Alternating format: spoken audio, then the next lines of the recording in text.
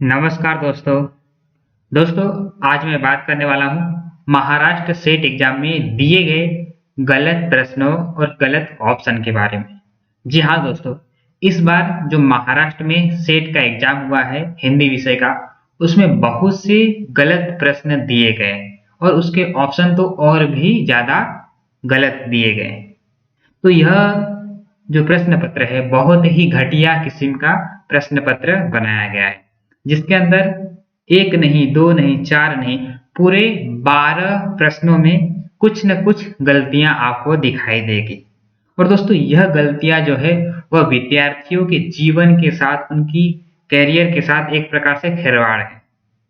दोस्तों, आप लोग जानते होंगे कि महाराष्ट्र सेट एग्जाम की जो मेरिट बनती है, उसमें एक प्रश्न सही या एक प्रश्न गलत होने से किसी विद्यार्थी का पास या फेल होना तय कर देता है।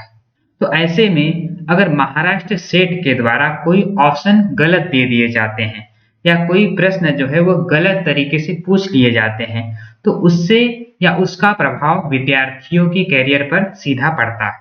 तो आइए दोस्तों, हम देखते हैं कि महाराष्ट्र में इस बार क्या-क्या गलतियां हुई थी, यानी कि महाराष्ट्र का सेट का जो एग्जाम है उसमें कितनी गलतियां देखने को मिलती है।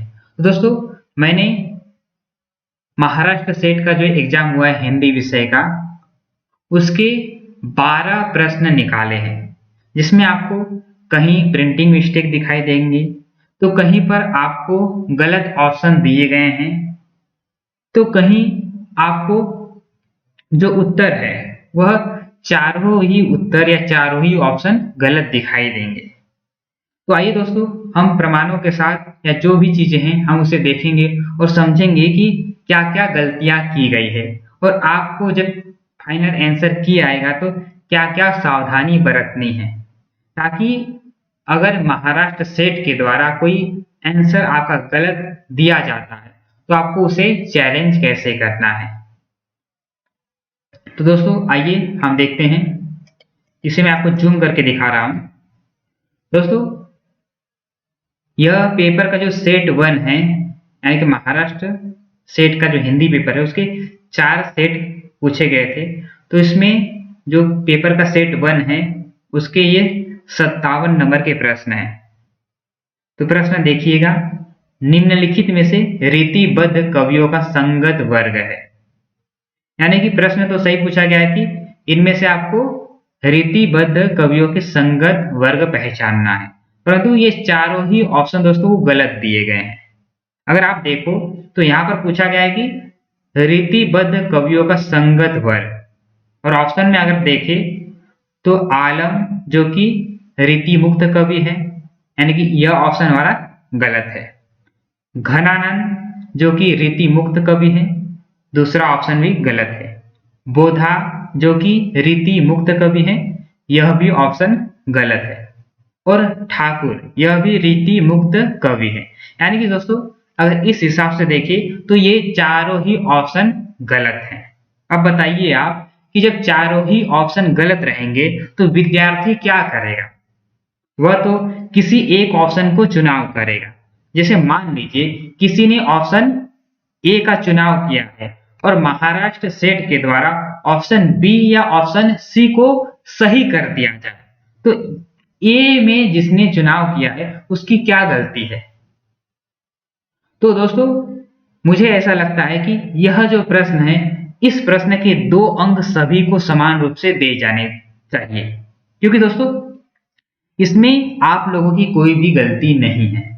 यह जो प्रश्न बनाया गया है इसमें महाराष्ट्र सेट के द्वारा ये गलती की गई है, तो इस गलती को उन्हें स्वीकार करते हुए इस प्रश्न के 2 अंक सभी विद्यार्थियों में समान रूप से दे दिए जाने चाहिए। क्योंकि आप देख सकते हो इसमें मतीराम पद्माकर देव ये तीनों ही रीतिबद्ध कवि है, परंतु अंतिम चारों ही ऑप्शन आपको रीति मुक्त कवियों के दिखाई देंगे। आलम रीति मुक्त कवि हैं, घनानंद भी रीति मुक्त कवि हैं, बोधा और ठाकुर यह भी रीति मुक्त कवि है। इसलिए ये चारों ही ऑप्शन दोस्तों इस प्रश्न के अकॉर्डिंग गलत हैं। तो दोस्तों, इस प्रश्न में देखें तो ऑप्शन चारों के चारों महाराष्ट्र सेट के द्वारा गलत दिए गए हैं। दोस्तों अगला हम प्रश्न देखते हैं। दोस्तों यह वीडियो आप लोगों के लिए बहुत जरूरी है, क्योंकि जैसे मैंने कहा कि अगर मान लीजिए इनमें से किसी एक ऑप्शन को सही मान ले, महाराष्ट्र सेट के द्वारा किसी एक ऑप्शन को सही कर केवल उन्हीं लड़कों को या उन्हीं विद्यार्थियों को मार्क्स दिए जाएंगे, तो बाकी विद्यार्थियों के ऊपर, उनके मार्क्स के ऊपर काफी बुरा असर पड़ता हुआ दिखाई देगा। क्योंकि आप लोग जानते होंगे कि जब मेरिट बनती है तो उसमें कुछ अंकों से कोई विद्यार्थी का चुनाव होता है तो किसी का चुनाव नहीं हो पाता। तो इसलिए दोस्तों यह वीडियो काफी जरूरी है और आप ध्यान से देखिए और अपने दोस्तों को भी इसे शेयर कीजिए, ताकि सभी लोग इन प्रश्नों के प्रति पहले से जागरूक रहे कि आंसर की जब आए, फाइनल आंसर की आए, तो आपको यह बात का ध्यान रखना है कि क्या इसके सभी को मार्क्स कॉमन दिए जा रहे हैं या इस प्रश्न को प्रश्न पत्रिका से हटाया जा रहा है। अगर हटाया नहीं जा रहा है और आपको सभी लोगों को 2-2 मार्क्स कॉमन नहीं दिए जा रहे हैं, तो यह आप लोगों के साथ अन्याय होगा। तो आइए दोस्तों दूसरे प्रश्न को देखते हैं और देखते हैं कि इसके अंदर क्या गलती की गई है। तो दोस्तों यह जो प्रश्न है, निम्नलिखित प्रबंध काव्यों का कालक्रम की दृष्टि से सही क्रम। दोस्तों यह जो प्रकाशन वर्ष दिया गया है क्रम से, इसमें आपको गलतियां दिखाई देंगी। मैं यहाँ पर ये इमेज होने के कारण यहाँ पर लिख नहीं सकता हूं, परंतु मैं आपको मौखिक रूप से इसका प्रकाशन वर्ष आपको बता दे रहा हूं। जैसे कि दोस्तों अगर हम बात करें इसमें कनुप्रिया की, दोस्तों यह जो कनुप्रिया है यह धर्मवीर भारती की रचना है। आप नेट पे भी सर्च करोगे या डॉक्टर नगेंद्र की पुस्तक या और किसी भी इतिहास ग्रंथ में देखोगे तो कनुप्रिया यह धर्मवीर भारती की रचना है और इसका दोस्तों जो प्रकाशन वर्ष दिया गया है वह 1959 दिया गया है, यानी कि 1959 1959 में इसका प्रकाशन हुआ है, इसलिए यह पहली रचना होगी। फिर दोस्तों जो उर्वशी है, उर्वशी का प्रकाशन वर्ष दोस्तों 1961 है और यह रामधारी सिंह दिनकर की रचना है। तो इस हिसाब से देखिए तो उर्वशी का क्रम 2 नंबर पे होना चाहिए। फिर आता है दोस्तों लोकायतन, यह सुमित्रा नंदन पंत की रचना है और इसका जो प्रकाशन वर्ष है दोस्तों वह 1964 होना चाहिए, 1964। और अंतिम रचना है दोस्तों उत्तर जय, यह नरेंद्र शर्मा की रचना है और इसका जो प्रकाशन वर्ष है वह 1965 है। यानी कि दोस्तों अगर सही क्रम देखें इस प्रश्न का तो सबसे पहले आएगा कनुप्रिया, फिर उर्वशी, फिर लोकायतन, फिर उत्तर जय। परंतु इस क्रम में देखें तो ये चारों ही ऑप्शन गलत हैं। यानी कि आपको जैसे पहला ऑप्शन देखें तो लोकायतन जिसका प्रकाशन वर्ष 1964 है, तो इसलिए यह पहला नहीं हो सकता। तो पहले के ऑप्शन में दोस्तों यही 2 ऑप्शन हो सकते हैं, यानी कि बी और सी। कनुप्रिया का ऑप्शन देखें तो बी में देखें तो कनुप्रिया जो कि 1959 में है, फिर यहाँ पर 1964 की रचना दी गई है लोकायतन, तो इसलिए यह ऑप्शन भी सही नहीं हो सकता।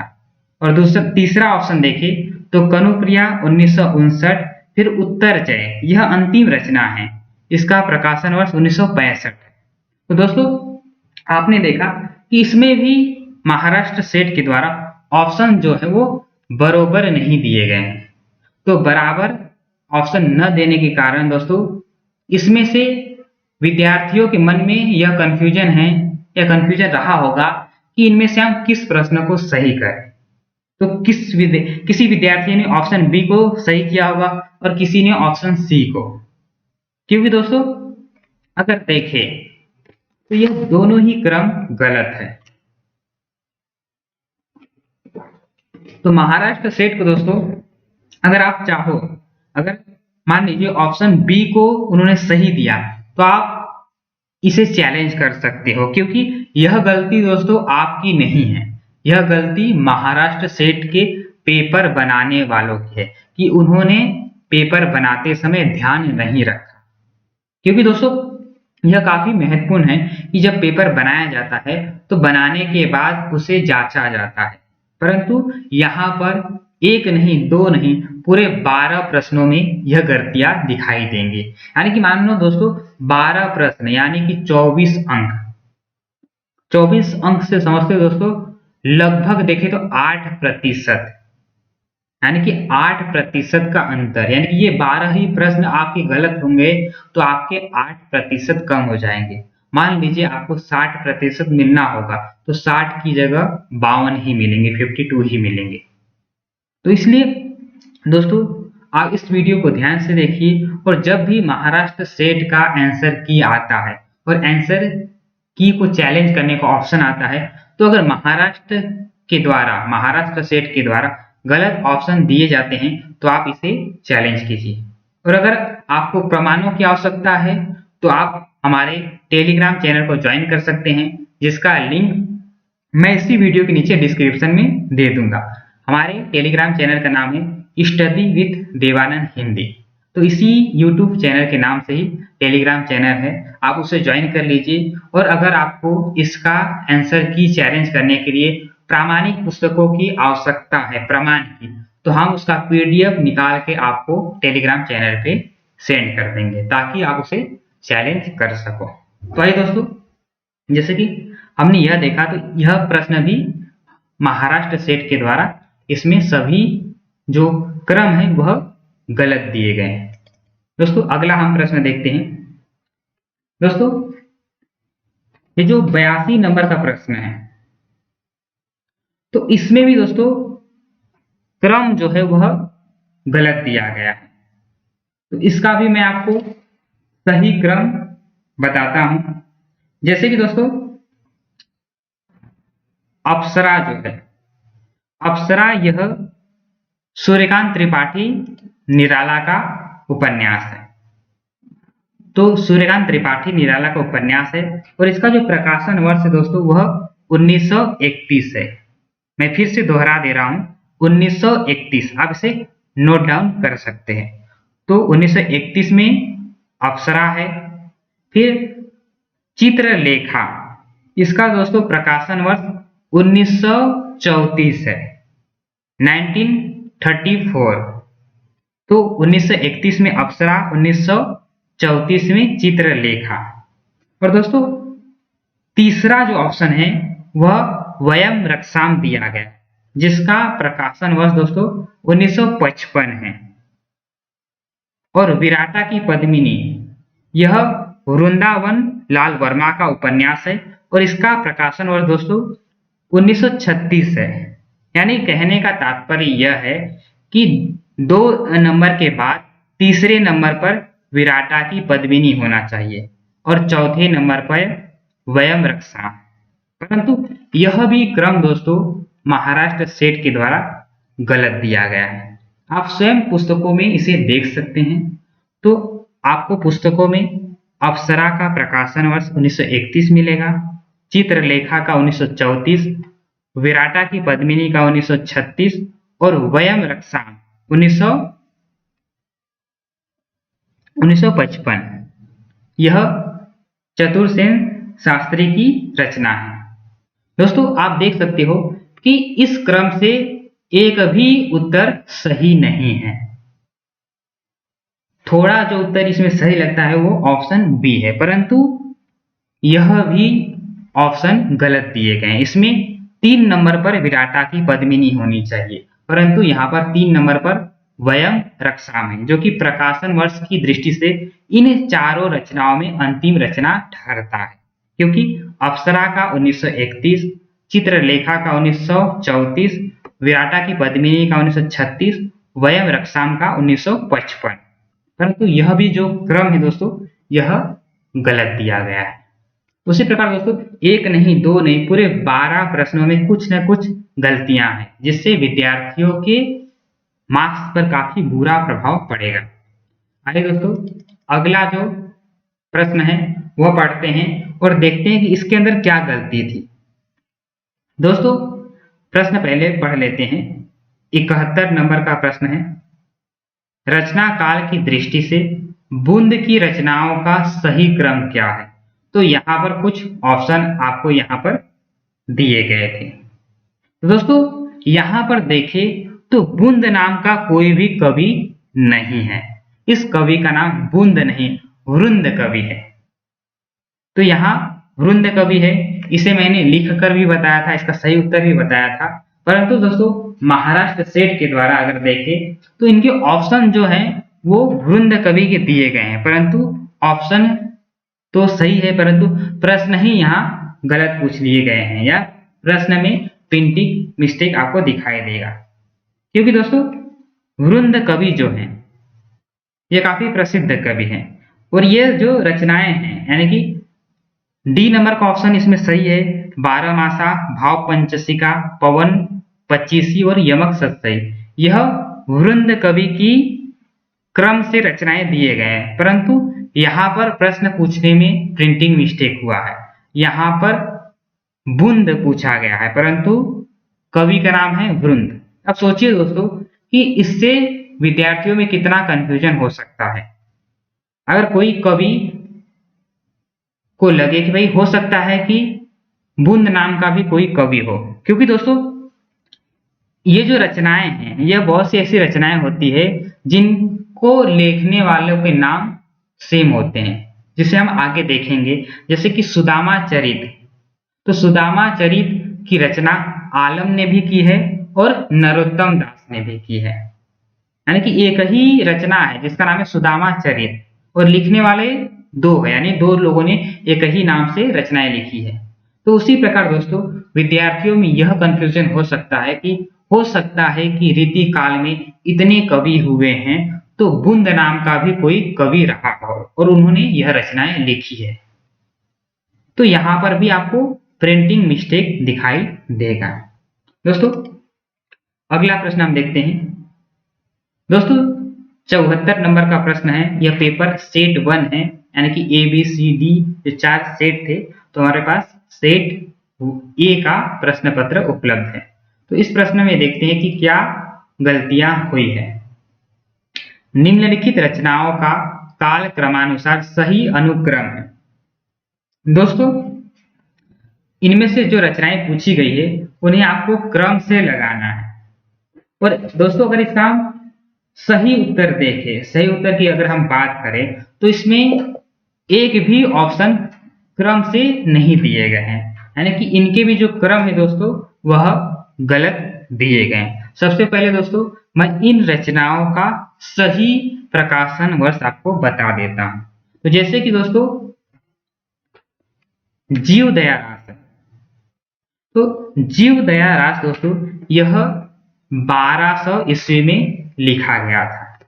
आप चाहो तो जो इतिहास ग्रंथ है, चाहे आप डॉक्टर नगेंद्र का पढ़िए या अन्य कोई भी इतिहास ग्रंथ पढ़िए, तो उसमें जो जीवदया रास है, तो जीवदया रास जो कि आदिकाल के कवि हैं, तो आदिकाल के आप प्रकरण में देखोगे तो यह जो आसगु की रचना है, यानी कि जीवदया रास लिखने वाले कवि का नाम है आसगु, और इसका प्रकाशन वर्ष दोस्तों यानी कि लिखने का जो समय है वह विद्वानों के अनुसार 1200 ईस्वी माना गया है, जो कि इन सभी रचनाओं में अगर देखें तो सबसे पहली रचना ठहरता है, यानी कि जीवदया रास 1200 ईस्वी।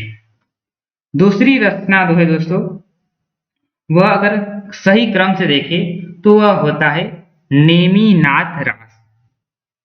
तो दोस्तों नेमिनाथ रास जो है इनका जो समय है वह है 1213 ईस्वी। इसे आप पुस्तकों में किसी पेन से नोट कर लीजिए। तो जीवदया रास का 1200 ईस्वी और नेमिनाथ रास का 1213 ईस्वी।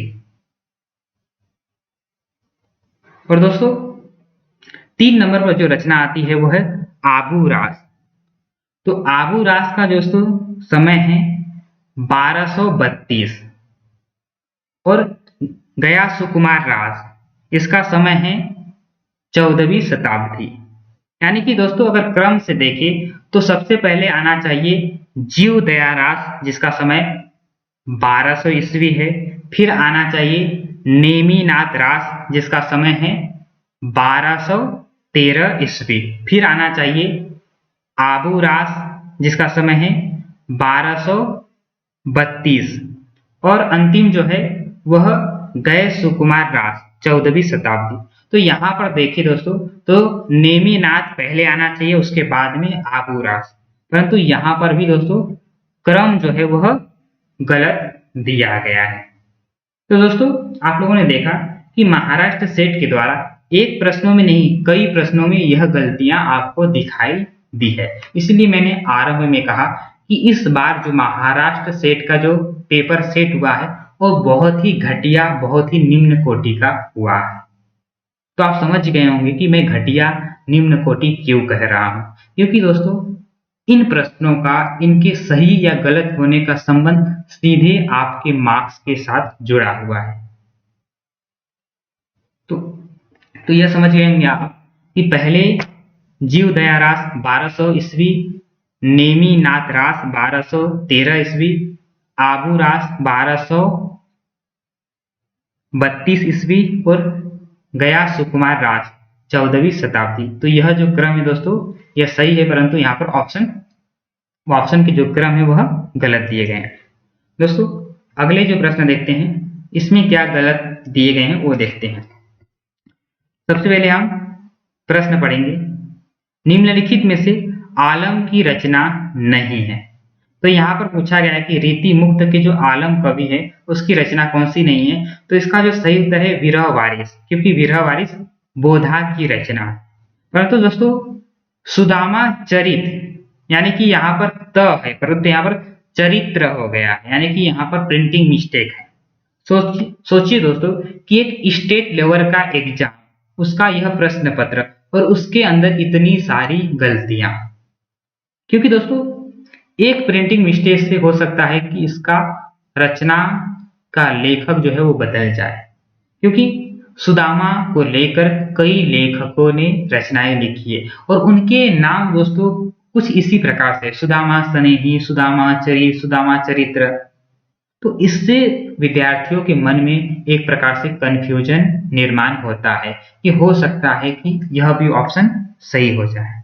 तो इसलिए दोस्तों, क्योंकि दोस्तों सुदामा चरित इस नाम से दो कवियों ने मेरी जानकारी में रचनाएं लिखी है। एक का नाम जो कि मैंने आपको ऑप्शन में पहले ही बताया था कि आलम है, यहाँ पर दिया गया है, परंतु दूसरे जो हैं नरोत्तम दास। तो नरोत्तम दास ने भी सुदामा चरित नाम की रचना लिखी है, यानी कि एक ही कवि की दो रचनाएं हो सकती है। तो आप देख सकते हो कि मान लीजिए किसी विद्यार्थी ने यह पढ़ा हो कि सुदामा चरित तो नरोत्तम दास की रचना है, तो उसने यह सही कर दिया हो। तो इससे दोस्तों जो कि प्रिंटिंग मिस्टेक हुआ है कि चरित की जगह चरित्र हो गया है, तो इससे विद्यार्थियों के मन में काफी कंफ्यूजन निर्माण होगा। तो यहां पर भी आपको प्रिंटिंग मिस्टेक दिखाई देगा। अगला जो दोस्तों प्रश्न है उसे हम देख लेते हैं। दोस्तों यह प्रश्न है 14 नंबर का, बरगद का पेड़ के रचनाकार कौन है। दोस्तों यह जो रचना है बरगद का पेड़, इसमें 4 ऑप्शन दिए गए हैं, परंतु इसमें जो सही उत्तर है वह ऑप्शन नहीं दिए गए, क्योंकि बरगद का पेड़ यह शिव प्रसाद सिंह की रचना है। यानी कि इस बरगद का पेड़, इसके रचनाकार कौन है, तो शिव प्रसाद सिंह। और इस ऑप्शन में शिव प्रसाद सिंह का कहीं भी ऑप्शन या कहीं भी जिक्र नहीं हुआ है। आप देख सकते हो शमशेर बहादुर सिंह, कुंवर नारायण, रामविलास शर्मा और मुक्तिबोध, इन चारों कवि की रचनाओं को आप पढ़ोगे, चाहे वो आप गूगल के माध्यम से पढ़ो या किसी बुक के माध्यम से पढ़ो, तो इन चारों कवियों ने बरगद का पेड़ नाम से कोई भी रचना नहीं लिखा है।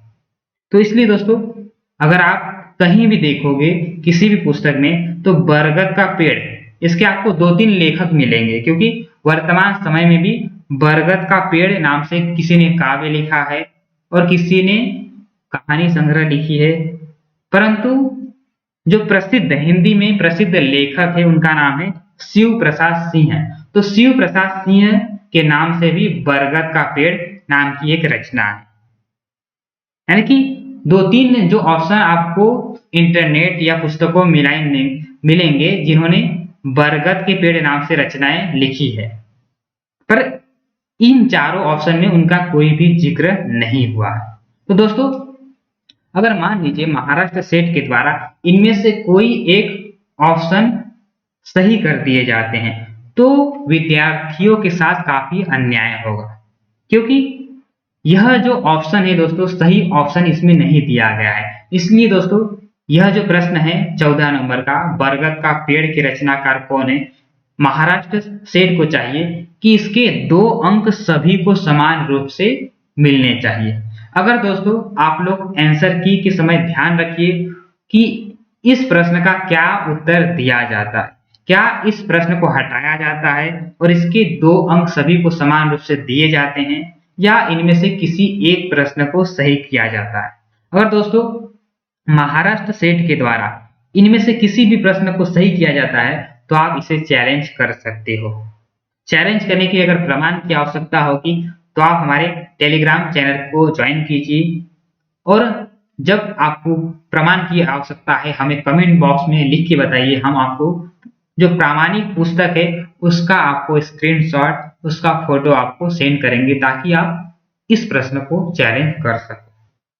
दोस्तों यह वीडियो बनाने का उद्देश्य मेरा यह था कि महाराष्ट्र सेट में बहुत से ऐसे विद्यार्थी हैं जो कि सेट एग्जाम पास हो सकते हैं, परंतु इन गलतियों के कारण हो सकता है कि वो उनके 1-2 प्रश्न या 1-2 अंक से महाराष्ट्र सेट के एग्जाम क्वालिफाई होना रह जाए।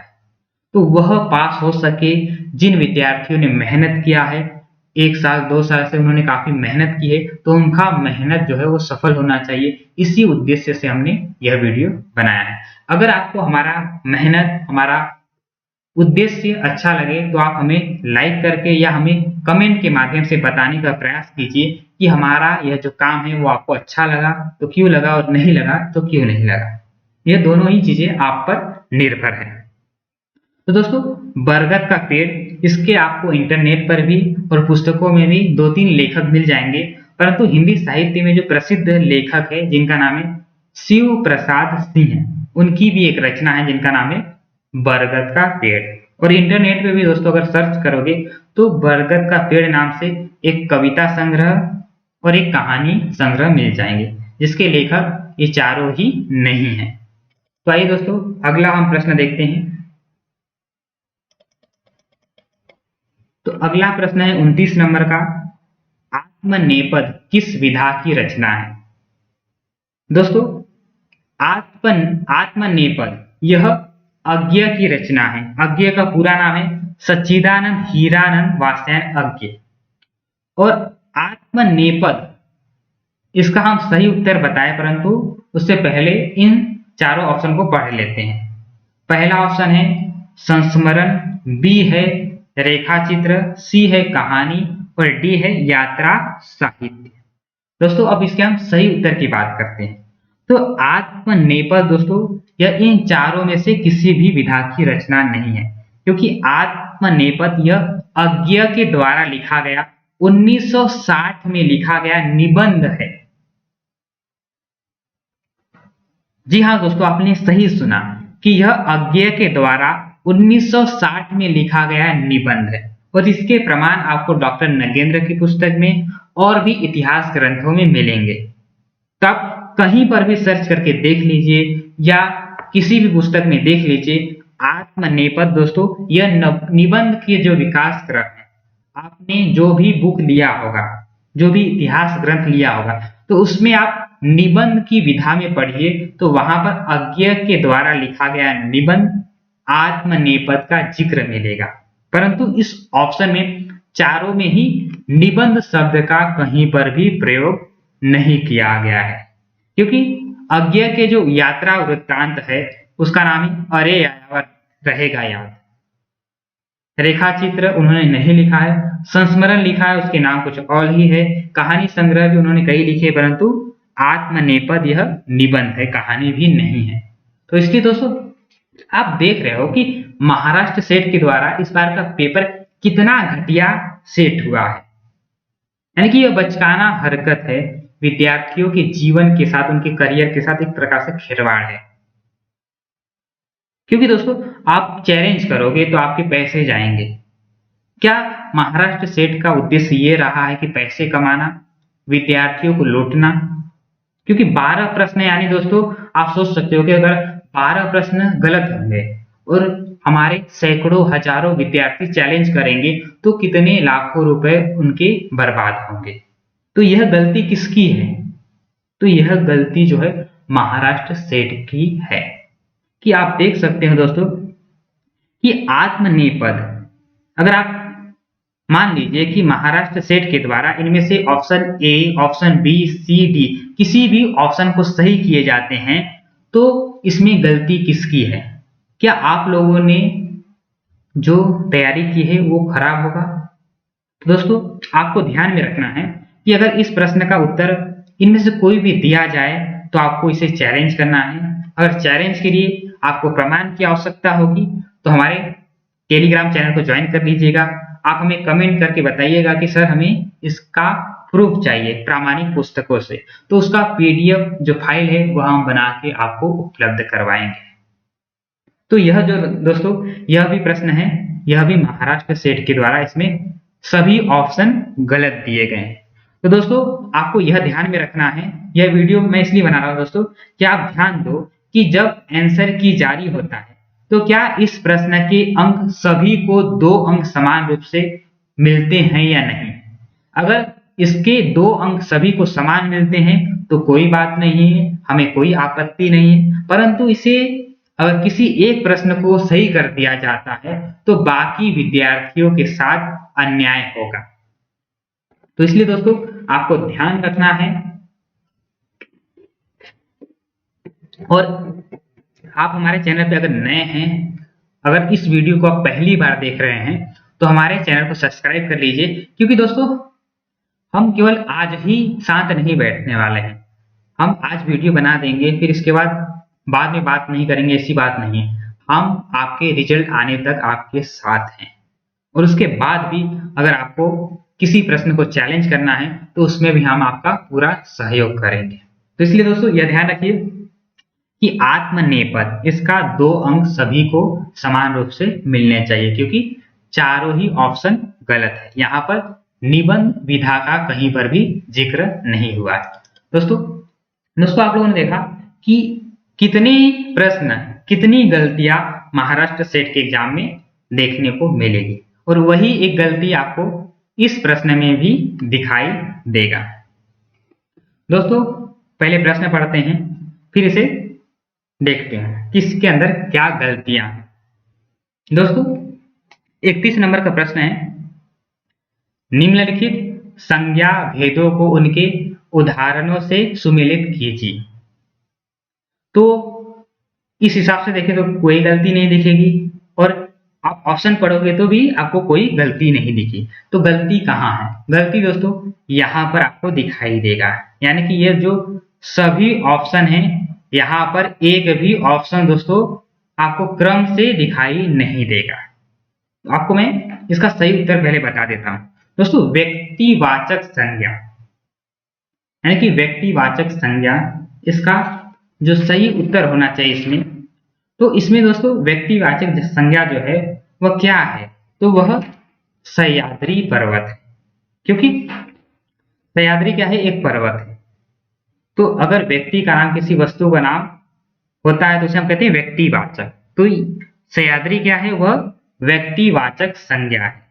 यानी कि दोस्तों इस हिसाब से देखिए तो जो हमारा 31 नंबर का प्रश्न है ना, यानी कि 31 नंबर का प्रश्न है जो ऑप्शन ए है, दोस्तों ऑप्शन ए का जो है वो होना चाहिए ऑप्शन 3, यानी कि ए का 3। अब हम अपने ऑप्शन में देख लेते हैं कि ए का 3 कौन है। तो हमारा ए और बी जो है वह सही है। इसलिए दोस्तों हम बाकी 2 प्रश्नों की बात नहीं करेंगे, क्योंकि ए का 3 है। तो इसमें देखिए तो ए का 3 किस में है? तो ऑप्शन ए में और ऑप्शन बी में। सी में देखें तो ए है, यानी कि व्यक्तिवाचक संज्ञा गौशाला, यह नहीं हो सकता।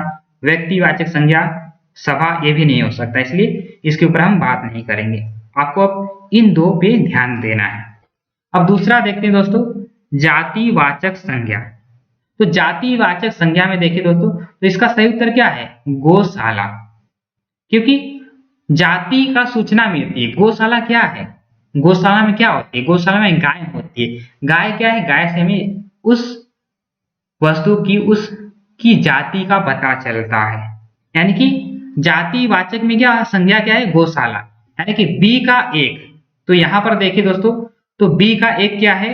यानी कि ऑप्शन ए, यानी कि ऑप्शन बी देखे तो 5 है, यानी कि जातिवाचक संज्ञा में मानवता। इसलिए दोस्तों हमारा बी भी ऑप्शन जो है वो गलत हो जाएगा। इसलिए आपको अब इन तीनों पे ध्यान नहीं देना है, केवल एक ऑप्शन पे ध्यान देना है।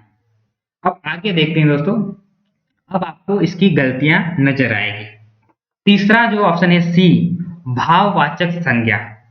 तो इसमें से पांचों ऑप्शन में से दो ऑप्शन तो हमारे खत्म हो गए, व्यक्तिवाचक सह्याद्री, जातिवाचक गौशाला। अब बचे 3 ऑप्शन, सभा, चांदी और मानवता। तो भाववाचक संज्ञा क्या है? तो मानवता, क्योंकि मानव में ता प्रत्यय, यानी कि ता क्या है? ये भाव है, तो मानव से ता प्रत्यय लगने से मानव से मानवता बन गया, तो इसलिए यहाँ पर भाववाचक संज्ञा है। परंतु यहाँ जब ऑप्शन में देखोगे तो सी का क्या दिया गया है?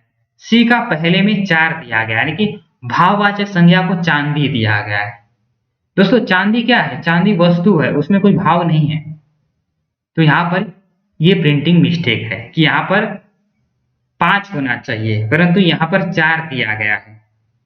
और आप देखो तो इन सभी में 4-4 दिए गए हैं, यानी कि इनमें से कोई भी उत्तर अगर देखें तो सही नहीं है। तो भाववाचक जो है उसके मानवता होनी चाहिए 5, परंतु यहाँ पर 4 दिए गए हैं। समूहवाचक संज्ञा, तो समूहवाचक संज्ञा सभा, यानी कि ऑप्शन 4 बरोबर है, परंतु यहाँ पर सी दोस्तों ये गलत है, यानी कि यहाँ पर मानवता होना चाहिए, परंतु यहाँ पर चांदी हो गया। तो आप देख सकते हो कि यहाँ पर भी ऑप्शन देने में यहाँ पर गलती की है। अगला प्रश्न आप देखते हैं दोस्तों। दोस्तों अगला प्रश्न है 32 नंबर का, निम्नलिखित पत्रिकाओं को उनके प्रकाशित होने वाले शहरों के नाम से सुमेलित कीजिए। दोस्तों इसमें भी एक गलती है, जैसे कि गलती क्या है मैं आपको बताता हूं। यानी कि सुदर्शन, दोस्तों सुदर्शन जो पत्रिका है वह काशी शहर से निकलता था। काशी जिसे वर्तमान में बनारस या वाराणसी नाम से भी जाना जाता है। परंतु दोस्तों अगर ऑप्शन में देखें तो यहाँ पर काशी, बनारस, वाराणसी ऐसे कहीं भी शब्द का प्रयोग नहीं किया गया है। ऑप्शन देखें तो कानपुर, मुंबई, लखनऊ, आगरा और एटा, यानी कि दोस्तों सुदर्शन पत्रिका का ऑप्शन यहाँ पर दिया ही नहीं गया है। अब बताइए दोस्तों कि एक विद्यार्थी क्या करे, वह इस प्रश्न का उत्तर कैसे दे? क्योंकि दोस्तों यह काफी प्रसिद्ध पत्रिका है सुदर्शन, और इसका जो प्रकाशन है आप कहीं पर भी देख लीजिए, किसी पुस्तक में देख लीजिए, किसी इंटरनेट के माध्यम से देख लीजिए, कहीं पर भी देख लीजिए, सुदर्शन का जो प्रकाशन वर्ष है ये कहाँ से प्रकाशित होता है? तो यह काशी से प्रकाशित होता है। काशी जिसे बनारस के नाम से भी जानते हैं, वाराणसी शहर के भी नाम से जानते हैं, परंतु यहाँ पर कहीं पर भी काशी, बनारस या वाराणसी का जिक्र नहीं किया गया है। यानी कि दोस्तों यहाँ पर भी ऑप्शन देने में गलतियां हुई है और इसे महाराष्ट्र सेट को मान्य करना होगा। तो इसलिए दोस्तों बार बार हम कह रहे हैं कि यह वीडियो आप लोगों के लिए बहुत महत्वपूर्ण है, जिस लोगों ने भी इस बार महाराष्ट्र सेट का एग्जाम दिया है, और वह हमारा यह वीडियो जो कि लंबा बनेगा दोस्तों, क्योंकि हमारा उद्देश्य है आपको सही और सटीक जानकारी देना। इसलिए अगर धैर्य से जो भी इस वीडियो को देख रहा होगा उसको अंत में जरूर लाभ होगा। तो आपको ध्यान में रखना है कि जब भी आंसर की आए तो इसका आंसर क्या दिए जाते हैं, क्या इसमें भी मार्क्स दिए जा रहे हैं या कोई गलत ऑप्शन को सही कर दिया जा रहा है। तो सुदर्शन पत्रिका यह काशी में प्रकाशित हुआ था और यहाँ पर भी काशी का जिक्र नहीं हुआ है, तो इसलिए यह भी प्रश्न जो है दोस्तों यहाँ पर ऑप्शन देने में गलती हुई है। दोस्तों आप देख रहे हो कि ये हमारे 11वां प्रश्न है, यानी कि 10 प्रश्नों में गलतियां। अब यह 11वां प्रश्न है, इसमें भी कुछ गलतियां हैं, देख लेते हैं। तो इसमें क्या गलती है दोस्तों, इसमें प्रिंटिंग मिस्टेक है, यानी कि अगर आप देखें तो आपको ऊपरी तौर से सब कुछ सही लगेगा, श्री संप्रदाय, ब्रह्म संप्रदाय, रुद्र संप्रदाय, सनकादि संप्रदाय, और ये सभी नाम बराबर लिखे, परंतु ये जो ऑप्शन है दोस्तों विष्णु शास्त्री, ये यहाँ पर गलत है। क्योंकि दोस्तों यह जो इसका सही उत्तर है जो है या सही नाम जो है वो विष्णु शास्त्री ने विष्णु स्वामी है, तो विष्णु स्वामी को यहाँ पर विष्णु शास्त्री कर दिया गया है। अब दोस्तों आप ही बताइए कि इतना बड़ा प्रिंटिंग मिस्टेक कि विष्णु स्वामी कहाँ और विष्णु शास्त्री कहाँ, यानी कि कह सकते हैं कि इस नाम का इन्होंने आधुनिकीकरण कर दिया है। तो आप देख रहे हैं दोस्तों कि एक नहीं दो नहीं कितनी जगह प्रिंटिंग मिस्टेक, कितनी जगह ऑप्शन में गलतियां, और इससे दोस्तों होता यह है कि विद्यार्थियों के मन में एक डाउट निर्माण होता है और उस डाउट के कारण वह सही उत्तर पता होने के बावजूद भी गलत आंसर दे देते हैं। तो यहाँ पर आपको विष्णु स्वामी दिखाई देगा, परंतु यहाँ पर विष्णु शास्त्री लिखा गया है, यानी कि यहाँ पर भी प्रिंटिंग मिस्टेक आपको दिखाई देगा। आगे दोस्तों यह भी प्रश्न काफी महत्वपूर्ण है, क्योंकि इसके भी आपको 2 अंक मिलने चाहिए। यह कहे कि यह भी आपके लिए बहुत ही जरूरी है, इसे समझना और देखना। दोस्तों पहले प्रश्न को पढ़ेंगे, फिर हम देखेंगे कि इसमें क्या गलती हुई है। निम्नलिखित रचनाओं को उनके रचनाकारों के साथ सुमेलित कीजिए। तो यहां तक तो सही है। वनवेला, उत्तरा, परिक्रमा, चित्राधार, यहाँ भी कोई गलती नहीं है, ये नामों में भी कोई गलती नहीं है, गलती आपको ऑप्शन में दिखाई देगा। अब मैं आपको इसका सही उत्तर जब बताऊंगा और ऑप्शन पर जिक्र करूंगा तो इसके अंदर क्या क्या गलती हुई है वो आपको समझ में आ जाएगा। तो दोस्तों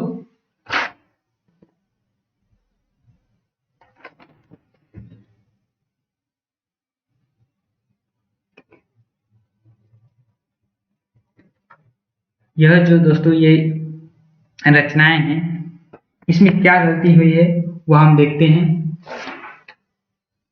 तो यह जो वन बेला है दोस्तों, तो वन बेला ये सूर्यकांत त्रिपाठी निराला की रचना है, यानी कि ए का 2, यानी कि ए का 2, इसका सही उत्तर अगर देखें तो वन बेला सूर्यकांत त्रिपाठी निराला, यानी कि ए का क्या होगा 2 होगा। अब हम इसमें देखें तो ए का 2 किसमें है, तो पहले में नहीं है, दूसरे में है, यानी कि हमारा बी उत्तर जो है वह सही हो सकता है, और डी, क्योंकि डी में 2 है। आगे हम देखते हैं उत्तरा। उत्तरा दोस्तों वह यह रचना जो है वह पंथ की रचना है, यानी कि सुमित्रानंदन पंथ।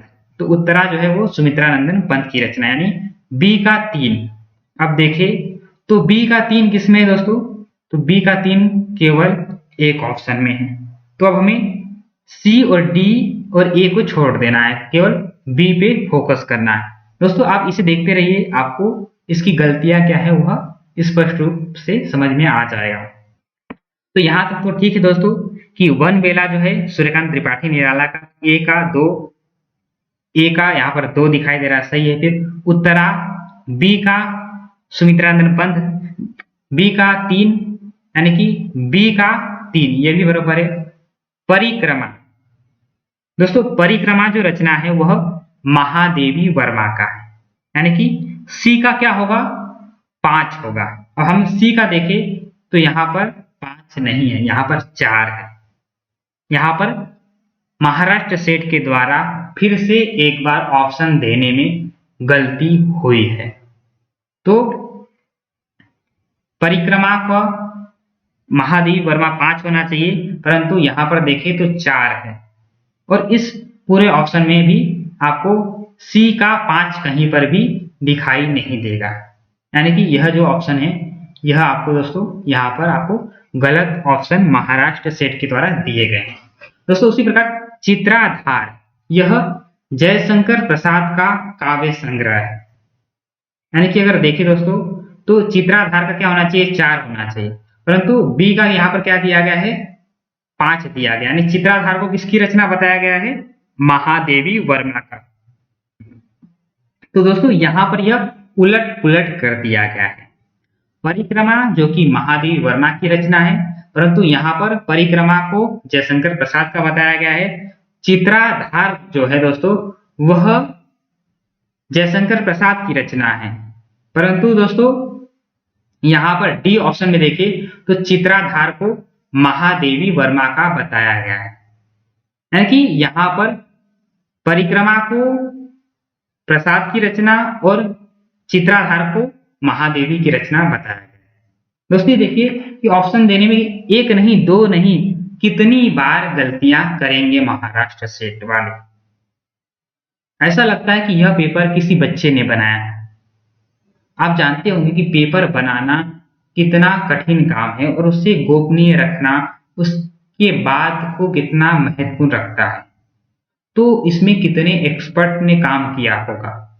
तो क्या यह एक्सपर्ट जानबूझ के ये गलती करते हैं ताकि आप लोग बार बार इसे चैलेंज करो और अपने पैसे खर्च करो? क्योंकि दोस्तों आपने देखा कि एक नहीं दो नहीं पूरे 14 प्रश्नों में मिस्टेक आपको मैंने दिखाया। 2 मिस्टेक और मैं आपको दिखाऊंगा 2 प्रश्नों में, तो आप बने रहिए। तो आप देखेंगे कि यहाँ पर क्या गलती हुई है। परिक्रमा को इन्होंने, जो कि हमारा सही उत्तर होना चाहिए ऑप्शन बी, तो यहाँ पर देखें तो सी का यहाँ पर 4 दे दिया गया, यानी कि परिक्रमा को इन्होंने जयशंकर प्रसाद का बताया है और चित्राधार को महादेवी वर्मा का, जो कि गलत है। आगे हम देखते हैं।